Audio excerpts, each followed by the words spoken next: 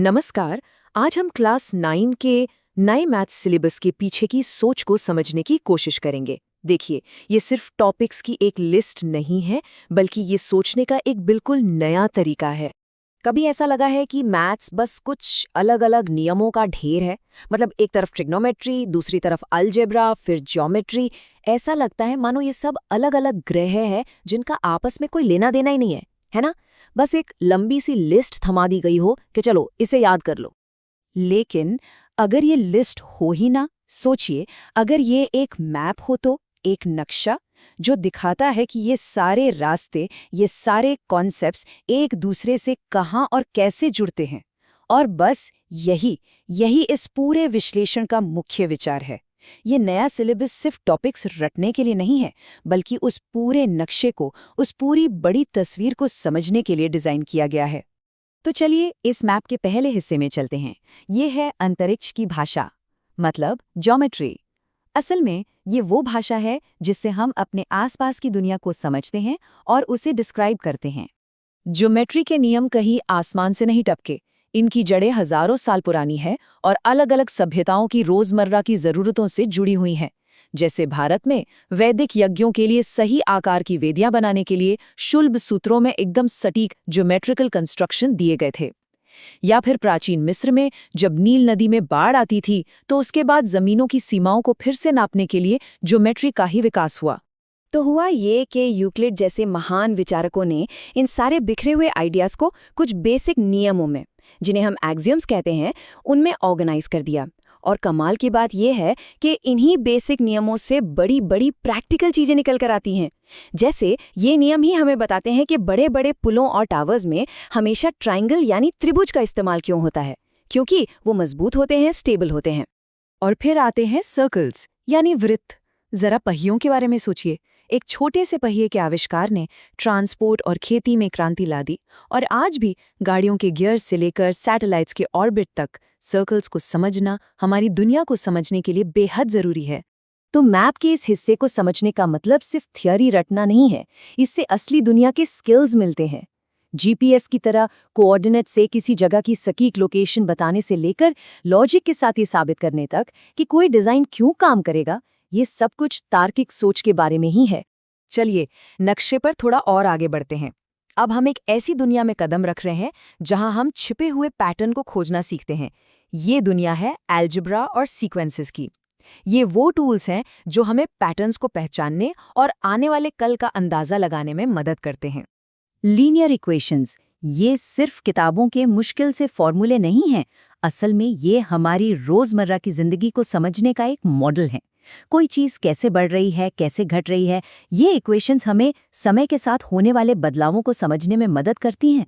और देखिए, सारे पैटर्न एक जैसे नहीं होते। अरिथमेटिक प्रोग्रेशन एक सीधी स्थिर ग्रोथ है, जैसे हर महीने एक फिक्स्ड अमाउंट की सेविंग करना। वहीं दूसरी तरफ जियोमेट्रिक प्रोग्रेशन बहुत तेज विस्फोटक ग्रोथ है, जैसे कोई वीडियो वायरल हो जाता है और उसके व्यूज रातों रात लाखों में पहुंच जाते हैं। और ये जो एल्जेब्रिक आइडेंटिटीज होती हैं ना, इन्हें रटने वाली चीजों की तरह मत देखिए। इनके बारे में ऐसे सोचिए जैसे ये मैथ्स की दुनिया की सीक्रेट शॉर्टकट्स हैं। ये वो जादुई हथियार हैं जो बड़ी बड़ी मुश्किल प्रॉब्लम्स को चुटकियों में आसान बना देते हैं। तो जब हम पैटर्न्स की इस दुनिया को समझ लेते हैं तो प्रॉब्लम सॉल्विंग के न जाने कितने ही दरवाजे खुल जाते हैं। चाहे वो टावर ऑफ हनोई जैसी क्लासिक पजल को सॉल्व करना हो या फिर किसी कॉम्प्लेक्स डेटा में छिपे ट्रेंड को समझना हो, ये सब उस छिपे हुए लॉजिक को देखने की काबिलियत के बारे में है। और अब हम अपने मैप के आखिरी बड़े इलाके में आ गए हैं। ये इलाका इस बारे में है कि हम नंबर्स, डेटा और प्रोबेबिलिटी का इस्तेमाल करके इस अनिश्चित दुनिया को कैसे नापते हैं, कैसे समझते हैं और कैसे उसके बारे में अनुमान लगाते हैं। नंबर लाइन जितनी सीधी दिखती है उतनी है नहीं, ये बहुत गहरी है। किन्हीं भी दो नंबर्स के बीच, चाहे वो कितने ही पास क्यों ना हो, हमेशा एक और नंबर मौजूद होता है। और फिर पाई जैसी रहस्यमयी संख्याएं भी हैं जो न कभी खत्म होती हैं और न ही कभी खुद को दोहराती हैं। मैथ्स हमें हर चीज को नापने के टूल्स देता है। हीरोन के फॉर्मूले से एक तिकोने खेत का एरिया निकालने से लेकर एक फुटबॉल के अंदर कितनी हवा है यानी उसका वॉल्यूम पता करने तक, मेंसुरेशन हमें अपने आसपास की दुनिया को अंकों में बांधने की ताकत देता है। स्टैटिस्टिक्स और प्रोबेबिलिटी ये सिर्फ नंबर्स का खेल नहीं है, ये असल में डेटा को इकट्ठा करने, उसे समझने और फिर ये पता लगाने के बारे में है कि किसी घटना के होने की कितनी संभावना है। इससे हमें डेटा के आधार पर बेहतर फैसले लेने में मदद मिलती है, चाहे वो सिक्के की उछाल को समझना हो या चुनाव के नतीजों का अनुमान लगाना। तो इस मैप का टूर खत्म करते हुए ये साफ हो जाता है कि ये हिस्सा हमें एक स्मार्ट नागरिक बनने की स्किल्स देता है। मतलब डेटा को पढ़ना, संभावनाओं को समझना और लॉजिक के आधार पर अपनी बात रखना। तो हमने अंतरिक्ष की भाषा देखी, पैटर्न्स की ताकत को समझा और दुनिया को नापने के तरीके भी जाने। लेकिन क्या हो अगर मैं कहूं कि ये सब अलग अलग टॉपिक्स है ही नहीं, बल्कि ये सब मिलकर सिर्फ एक सबसे जरूरी स्किल बनाने के लिए डिजाइन किए गए हैं। और वो एक स्किल, वो एक सुपर पावर जो इन सबको जोड़ती है, वो है कंप्यूटेशनल थिंकिंग। नहीं, इसका मतलब सिर्फ कोडिंग नहीं है, बिल्कुल नहीं। ये प्रॉब्लम सॉल्व करने का एक तरीका है, एक नजरिया है। किसी भी बड़ी उलझी हुई प्रॉब्लम को लेना, उसे छोटे छोटे मैनेजेबल हिस्सों में तोड़ना, उनमें पैटर्न ढूंढना और फिर लॉजिक का इस्तेमाल करके एक स्टेप बाय स्टेप सोल्यूशन तैयार करना। ज्योमेट्री, अलजेब्रा, स्टैटिस्टिक्स ये सब असल में इसी कमाल की सोच को बनाने वाले टूल्स हैं। तो सवाल ये है कि ये सब इतना जरूरी क्यों है? क्योंकि ये सिलेबस सिर्फ एक स्कूल सब्जेक्ट के बारे में नहीं है, ये एक ऐसी स्किल की ट्रेनिंग है जो जिंदगी भर काम आती है।